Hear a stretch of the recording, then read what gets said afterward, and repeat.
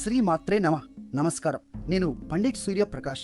ఈరోజు 25 మే 2026 సోమవారం కన్యా రాశి వారికి ఒక ప్రత్యేకమైన రోజు.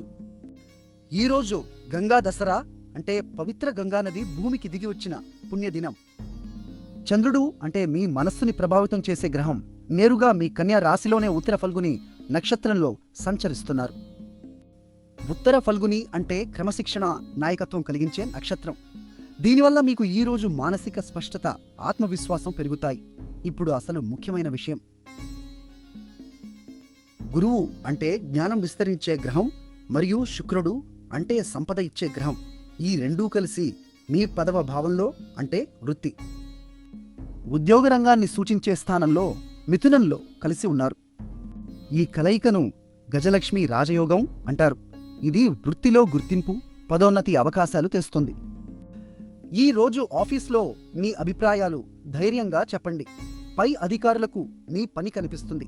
కానీ ఒక జాగ్రత్త, రాహువు అంటే భ్రమలు కలిగించే ఛాయాగ్రహం మీ 6వ భావంలో అంటే శత్రువులు, అనారోగ్యం సూచించే స్థానంలో ఉన్నారు. కాబట్టి ఆరోగ్యం విషయంలో నిర్లక్ష్యం చేయకండి. కొత్తవారిని అధికంగా నమ్మకండి. మీ అదృష్ట సంఖ్య 6. ఆకుపచ్చ రంగు ధరిస్తే శుభ ఫలితాలు వస్తాయి. నిన్న మా అంచనా మీకు సరిగ్గా ఉందా? కామెంట్లో చెప్పండి. వీడియో నచ్చితే లైక్ చేయండి, షేర్ చేయండి. మా ఛానల్ను సబ్స్క్రైబ్ చేయండి. వీడియో నచ్చితే లైక్ చేయండి, షేర్ చేయండి. మా ఛానల్ను సబ్స్క్రైబ్ చేయండి.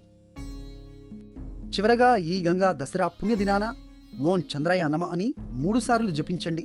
మీ మనస్సుకు శాంతి, కెరీర్లో ఉన్నతి తప్పక లభిస్తాయి.